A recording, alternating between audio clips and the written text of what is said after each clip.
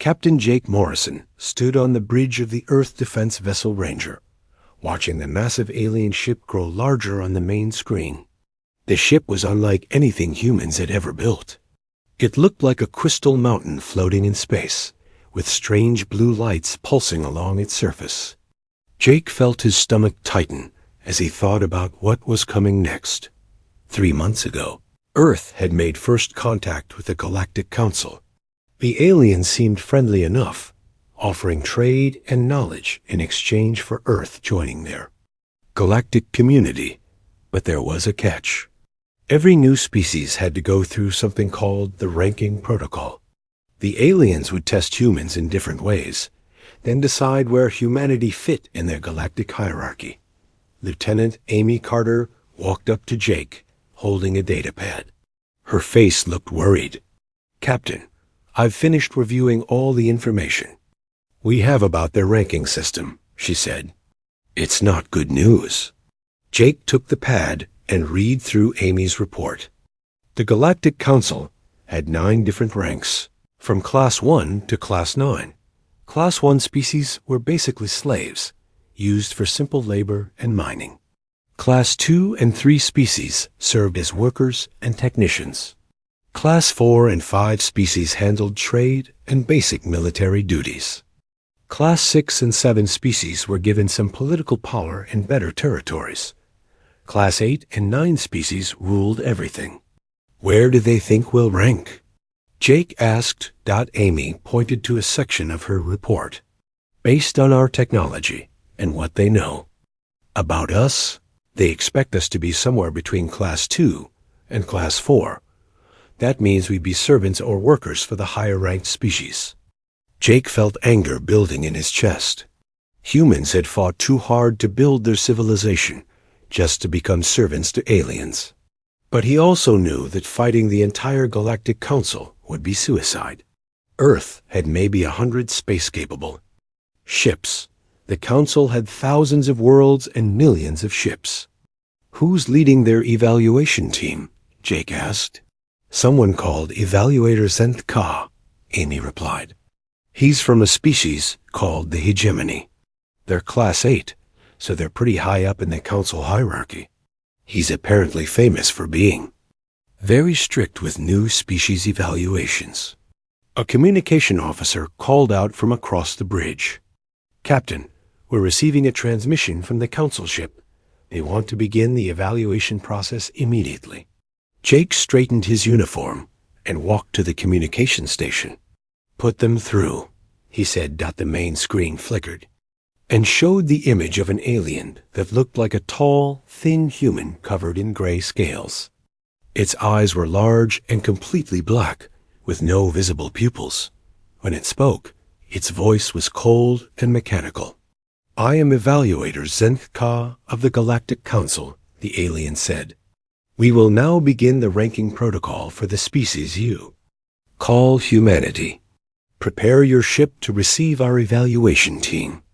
"We're ready," Jake replied, trying to keep his voice steady. Within an hour, 6 different aliens had transported aboard the Ranger. Jake had seen pictures of other Council species, but seeing them in person was different. There was a creature that looked like a walking tree, another that resembled a giant insect, and one that seemed to be made of living metal. Each one carried strange devices that presumably measured different aspects of human capabilities. Zenth Ka gathered the human crew in the main cargo bay. "The ranking protocol consists of 3 primary evaluations," he announced: combat effectiveness, psychic potential, and technological capability.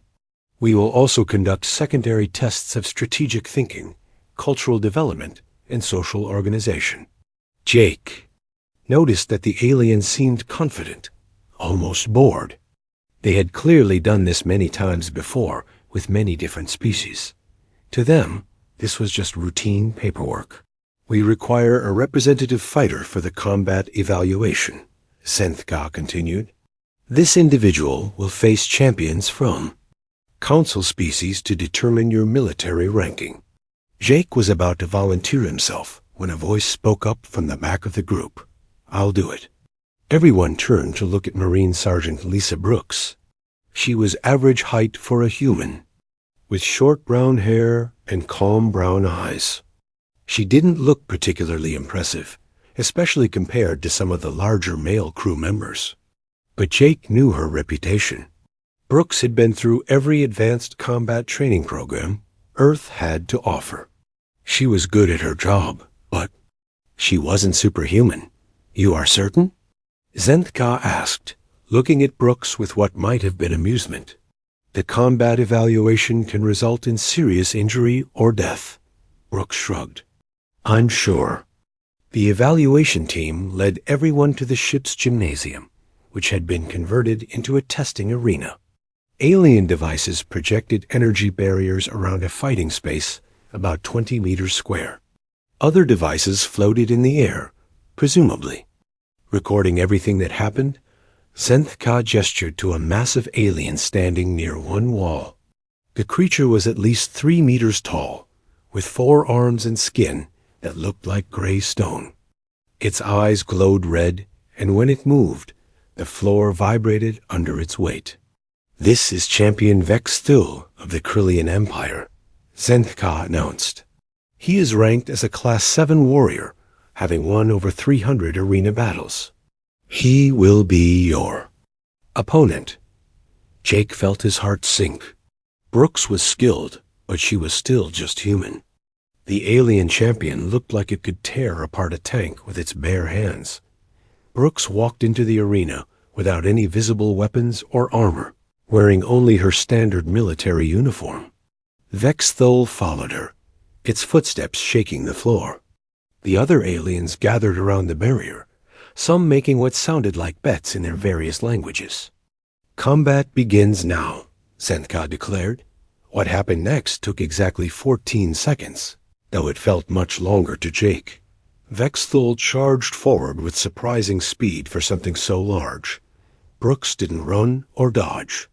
Instead, she moved toward the alien champion, but at an angle that put her slightly to his left side dot as Vex Thul swung one of his massive arms at her.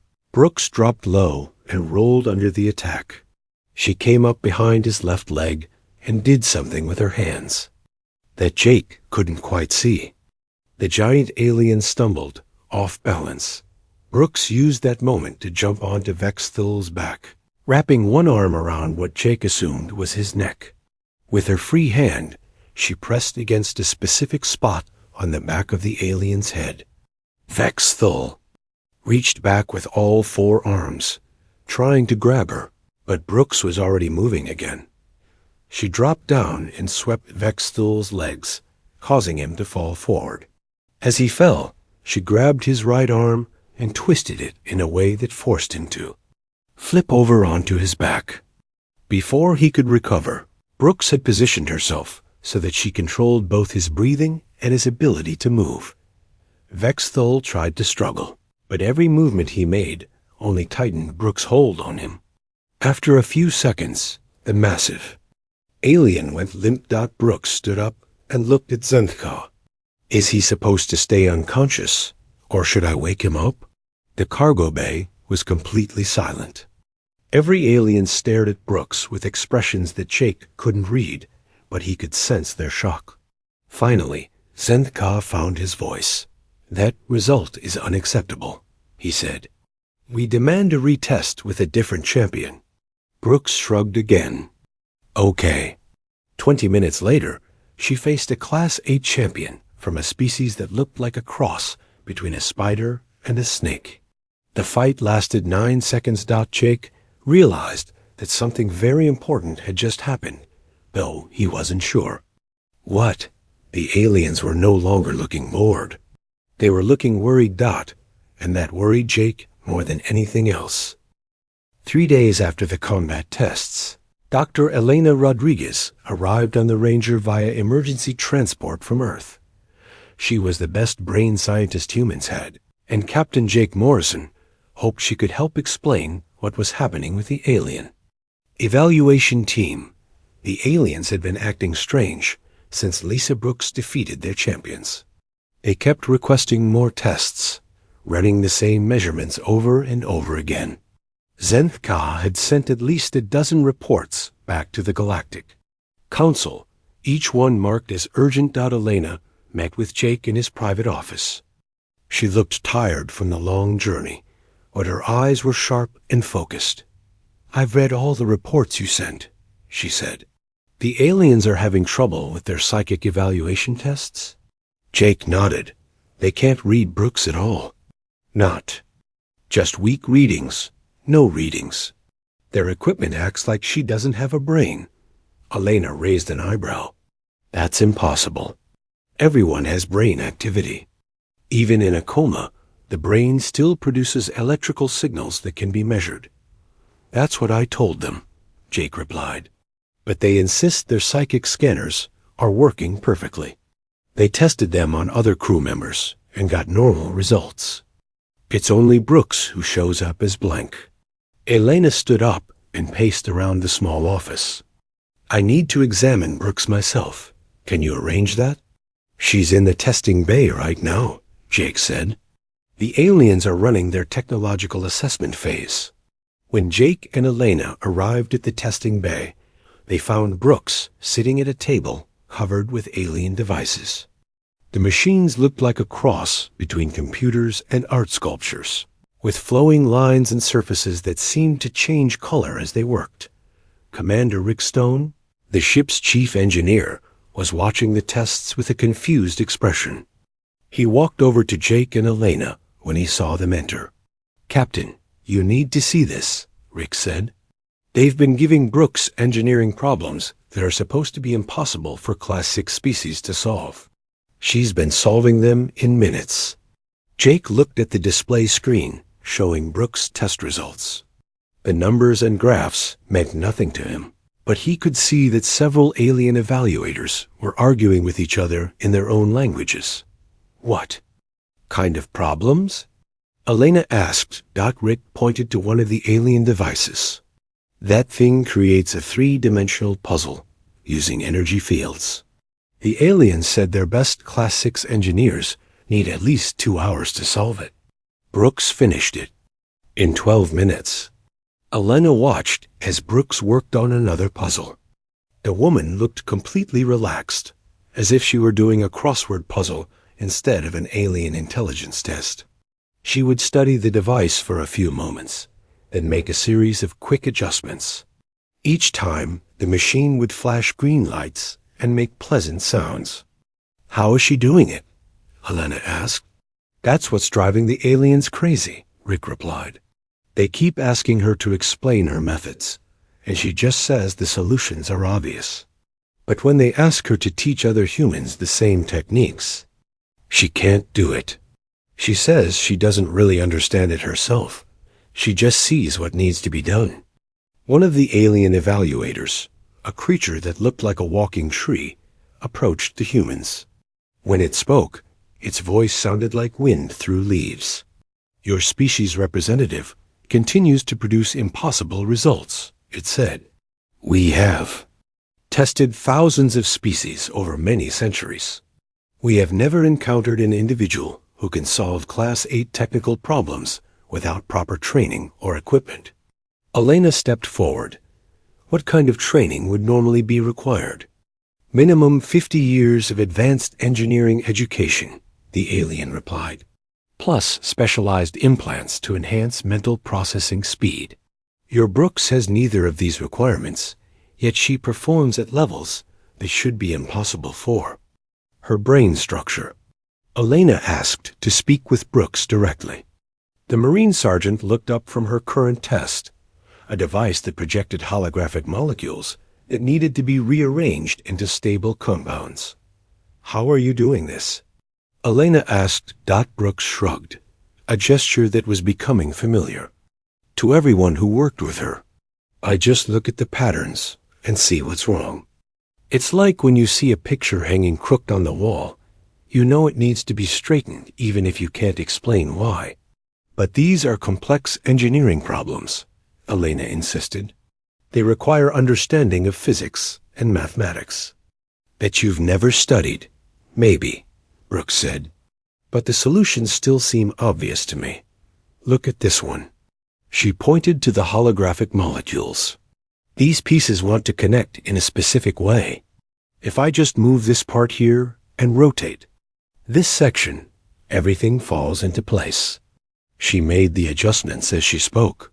The holographic display flashed green, and several aliens made excited noises. Elena realized something important. Brooks wasn't calculating the solutions. She was intuiting them. Somehow, she could see patterns and relationships that the aliens, advanced mathematics, couldn't describe. Professor Alan Wright arrived the next day to observe the strategic thinking tests. He was Earth's top expert on military strategy and had been studying alien warfare tactics since first contact. The strategic tests took place in a virtual reality chamber that could simulate entire star systems. Brooks was given command of a small fleet and asked to defend against various attack scenarios. Each scenario was designed to be impossible to win. The aliens wanted to see how different species handled hopeless situations. Allen watched in amazement as Brooks found ways to win battles that the alien war computers had calculated as unwinnable.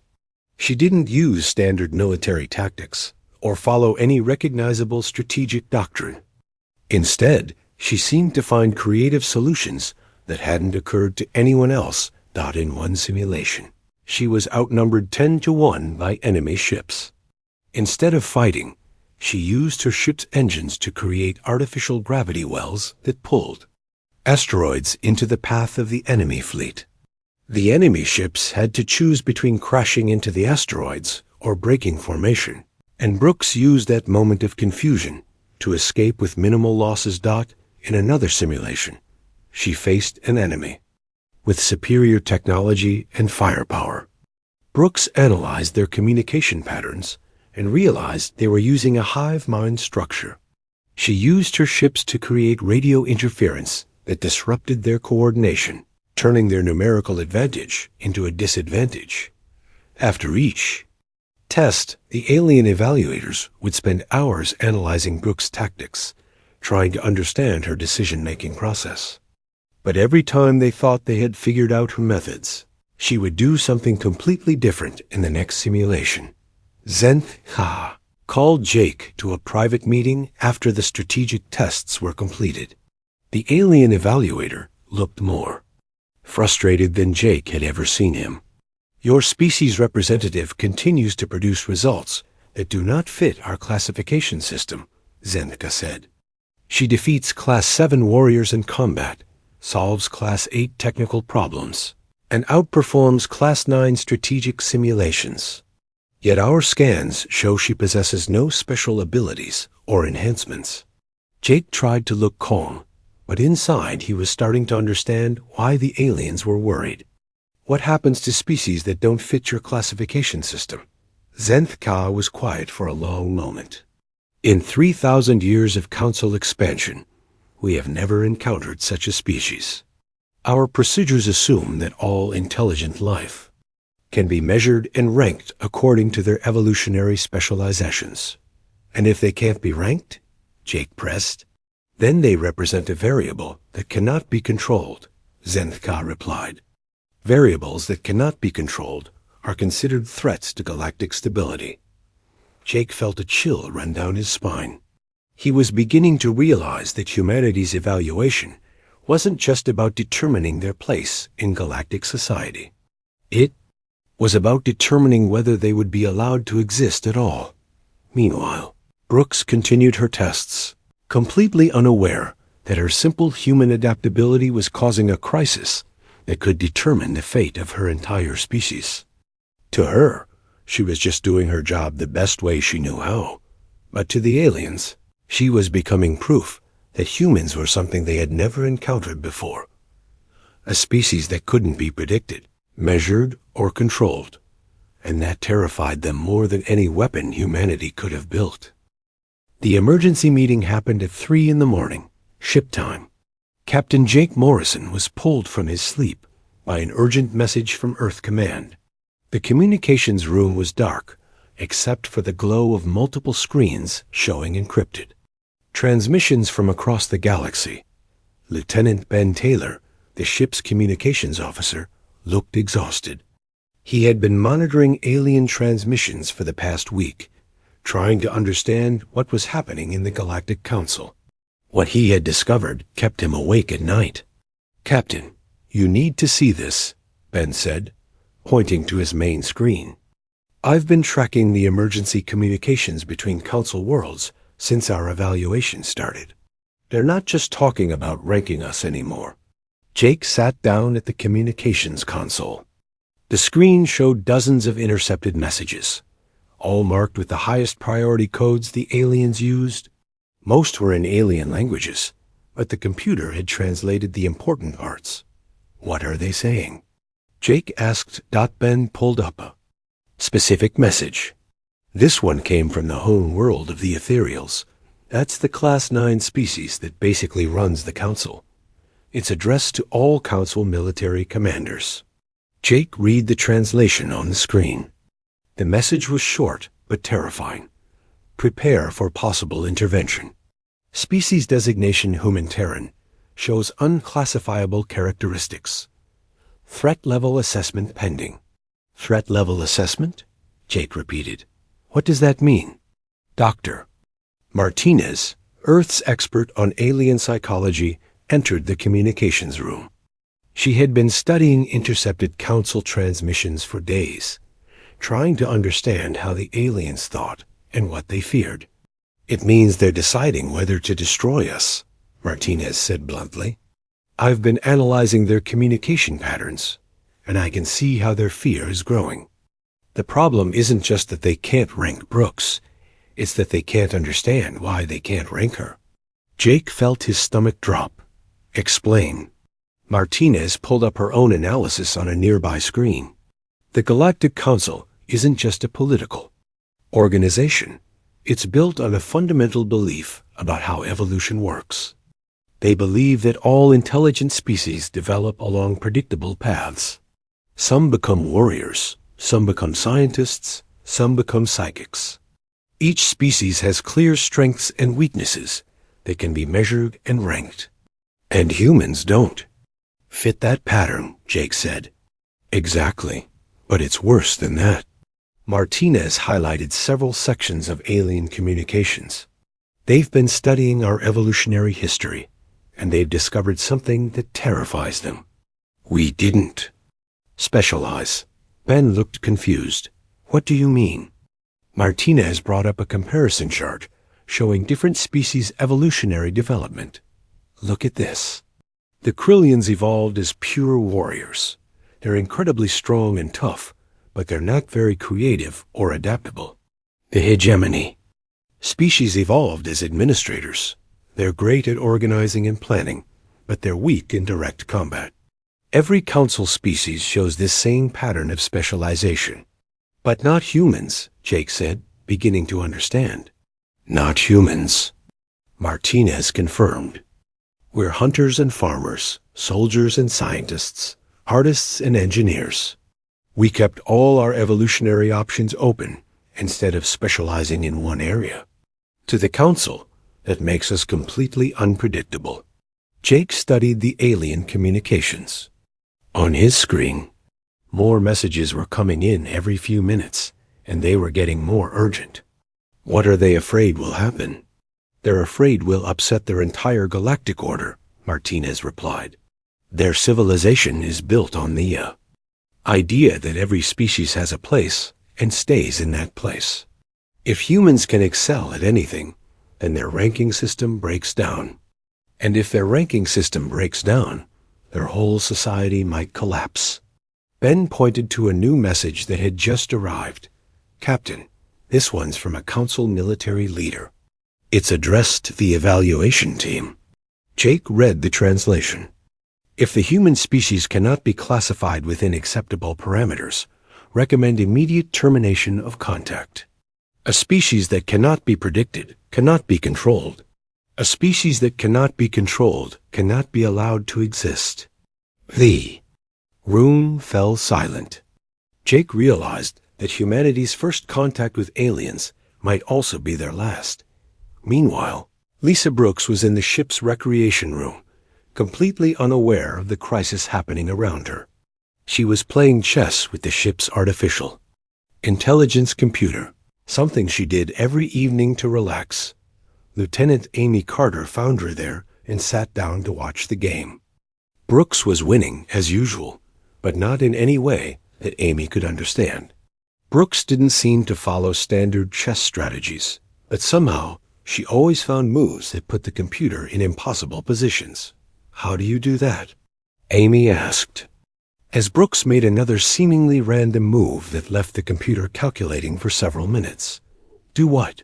Brooks replied, studying the board. "Win at everything. Combat, engineering problems, strategy simulations, and now chess. You make it look easy." Brooks shrugged, her standard response to questions she couldn't answer. "I don't know. I just do what seems right." Amy watched as the computer finally made its move, then immediately realized it had fallen into a trap that Brooks had set up 5 moves earlier. "But how do you know what seems right?" "I guess I just pay attention to everything," Brooks said. "Like right now, I can tell you're worried about something, even though you're trying to hide it. And I know that Captain Morrison is having emergency meetings because I can hear the stress in his voice when he talks to the crew. I don't try to notice these things. I just do." Amy realized something important. Brooks wasn't just good at specific skills. She was good at understanding entire situations. She could see patterns and connections that other people missed, whether those patterns were in combat, engineering, strategy, or just human behavior. "Does everyone notice as much as you do?" Amy asked. "I thought they did," Brooks replied. "But the alien evaluators keep acting surprised by things that seem obvious to me. Maybe humans are different from other species in ways we don't understand." Amy thought about that as she watched Brooks finish the chess game in 3 more moves. Maybe the problem wasn't that Brooks was special. Maybe the problem was that she was normal. Normal for a human, but impossible according to alien understanding of how evolution was supposed to work. Back in the communications room, Jake was reading more intercepted messages. The Galactic Council was splitting into different groups, each with their own idea about what to do with humanity. One group wanted to destroy Earth immediately, before humans could spread to other worlds. They saw humanity as a virus that would infect and destabilize the entire galactic civilization. Another group wanted to capture and study humans, hoping to understand how a non-specialized species could exist. They thought humanity might be some kind of evolutionary experiment or artificial creation. A third group was arguing for immediate elevation of humanity to Class 9 status, reasoning that a species they couldn't understand or control should be treated as equals rather than enemies. But the largest group was calling for complete isolation. They wanted to quarantine the entire Sol system, preventing any contact between humans and the rest of the galaxy. In their view, humanity was too dangerous to destroy, but too unpredictable to integrate into Council Society. Dr. Martinez pulled up a final message that made Jake's blood run cold. It was from the High Evaluator of the Ethereals, the most powerful being in the known galaxy. Emergency session called for all Council representatives. Subject: the human problem. Decision must be reached within 7 standard days. If consensus cannot be achieved, default protocols will be implemented. What are default protocols? Jake asked. Martinez looked grim. According to their legal codes, default protocols for unclassifiable species involve sterilization of their home system and quarantine of any survivors. Jake realized that humanity had 1 week to convince an entire galactic civilization that they deserved to exist. The problem was, he still didn't understand why they were so frightening to aliens who had conquered thousands of worlds and defeated countless species. The answer was walking around his ship playing chess and solving impossible problems without even trying. Lisa Brooks represented something the galaxy had never seen before, a species that refused to be limited by their own evolution. And for a civilization built on the belief that evolution created predictable limits, that was the most terrifying threat they could imagine. The war fleet appeared at the edge of the solar system exactly 7 days after the Council's deadline. Captain Jake Morrison stood on the bridge of the Ranger, watching his tactical screen fill with red dots representing alien ships. There were hundreds of them, maybe thousands. Lieutenant Ben Taylor looked up from his communication station with wide eyes. "Captain, I'm counting ships from 47 different worlds. This is the largest fleet the Council has ever assembled." Jake felt his mouth go dry. Earth's entire space defense force consisted of maybe 100 ships, and most of those were cargo vessels with basic weapons attached. Against a fleet this size, humanity would last about 5 minutes in a straight fight. "Any word from Earth?" "Command?" Jake asked. "Admiral Carol Davis is commanding the Earth Defense Fleet," Ben replied. "She's asking for you to join a conference call with all ship captains in 10 minutes. Jake nodded and walked to his private office. When the conference call began, he saw the faces of Earth's military leaders on his screen. They all looked grim but determined. Admiral Davis spoke first. "Captains, we all know the situation. The alien fleet is demanding our immediate surrender. If we refuse, they'll attack Earth directly. What are our options?" Asked Captain Rodriguez of the Defender. "Honestly, not many," Davis replied. "But our engineers have been working around the clock since we got the Council's ultimatum. We've made some improvements to our ships that might give us a chance." Jake was confused. "What kind of improvements?" "We only had a week." Davis smiled grimly. "Dr. Kevin Murphy's team has been studying the alien technology we've observed during the evaluation process. They've developed some new defensive systems based on what they learned." On Jake's screen, technical specifications appeared showing modifications to Earth's ships. Jake wasn't an engineer, but even he could see that these weren't minor upgrades. The humans had somehow developed shield generators, improved weapon systems, and new engines in just 7 days. "How is this possible?" Jake asked. "The same way Lisa Brooks solved those engineering problems," Davis replied. "We looked at the alien technology, figured out what it was trying to do, and found our own way to do the same thing. Turns out, when you're fighting for the survival of your species, humans can be very creative very quickly." The conference call ended, and Jake returned to the bridge. The alien fleet was moving closer to Earth, but they weren't attacking yet. Instead, they were broadcasting a message on all frequencies. Zenthka appeared on the main screen, but he looked different than before. His movements seemed nervous, and his voice had lost its cold confidence. "Humans of Earth," Zenthka said, "you have been classified as a threat to galactic stability. Your species demonstrates characteristics that cannot be controlled or predicted. The Galactic Council has voted to implement containment protocols.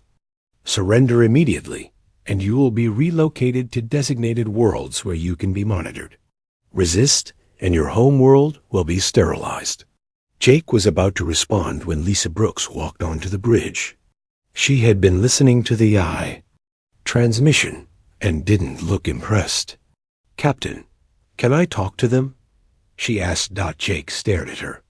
"Brooks, this is a diplomatic situation involving the entire human race."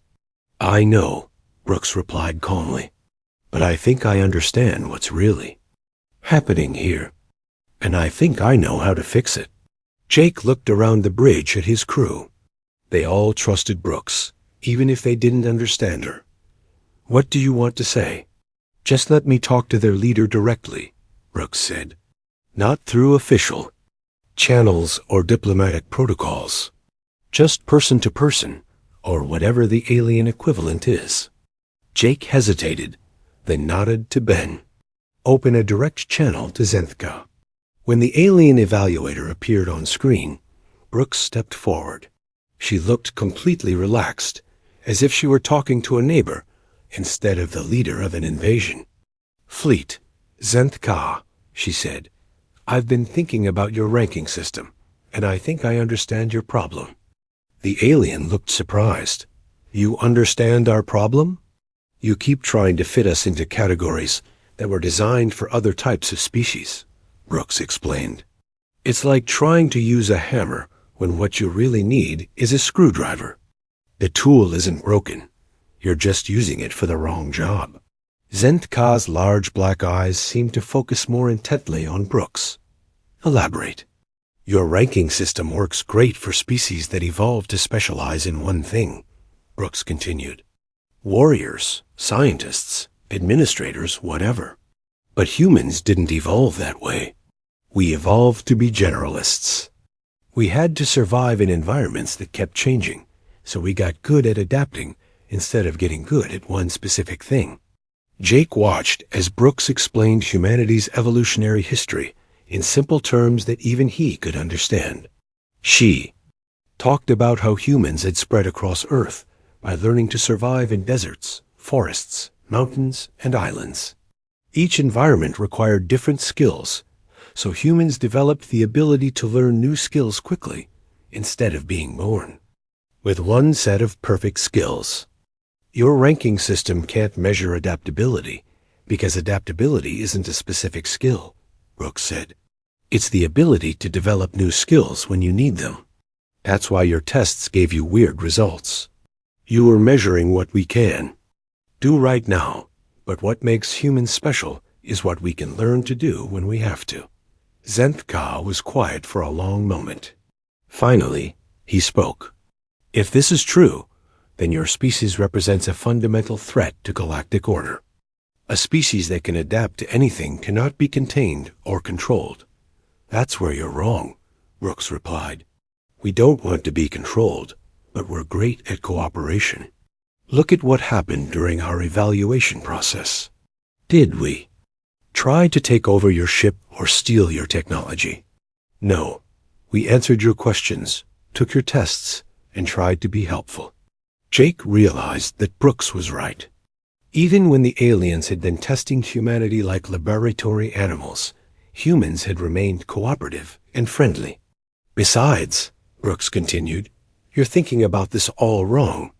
You see our adaptability as a threat, but it could be the solution to problems your rigid system can't handle." "What do you mean?" Zenthka asked. Brooks smiled. "Your council has been around for thousands of years, right? And in all that time, you've never encountered a species like us. That suggests you might run into situations your standard approaches can't handle. When that happens, wouldn't it be useful to have allies who specialize in finding new solutions to impossible problems?" Jake watched as understanding dawned on Zenthka's face. The alien evaluator turned away from the screen and began talking rapidly with other aliens in their own language. Jake could hear similar conversations happening on ships throughout the fleet. After several minutes, Zenthka returned to the screen. "You propose that humans serve as problem solvers for situations that exceed normal council capabilities?" "Exactly," Brooks replied.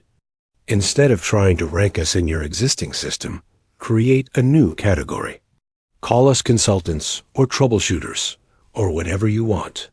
When your normal methods don't work, call us in to find alternatives." Zenthka considered this for a long time. Finally, he spoke again. "This would require unprecedented modifications to council law and structure. So?" Brooks asked. "You've been exploring the galaxy for thousands of years. Haven't you learned that sometimes you have to try new approaches when old ones don't work?" Jake held his breath as he watched Zenthka make what might be the most important decision in galactic history. Finally, the alien evaluator nodded slowly. "We will present your proposal to the High Council," Zenthka said. "In the meantime, the Fleet will maintain position, but will not attack. The transmission ended, and Jake's bridge crew erupted in cheers. They had avoided a war that would have destroyed humanity. Brooks walked over to Jake with her usual calm expression. "Think it'll work?" she asked. Jake laughed. "Brooks, I have no idea how you do what you do, but I'm glad you're on our side." "I just did what seemed reasonable," Brooks replied with her characteristic shrug. "Isn't that what anyone would do?" 3 months later, the Galactic Council officially created a new classification, unranked. Species too adaptable to categorize, too useful to ignore, and too cooperative to fear. Humanity became the galaxy's first unranked species, called in to solve problems that conventional approaches couldn't handle.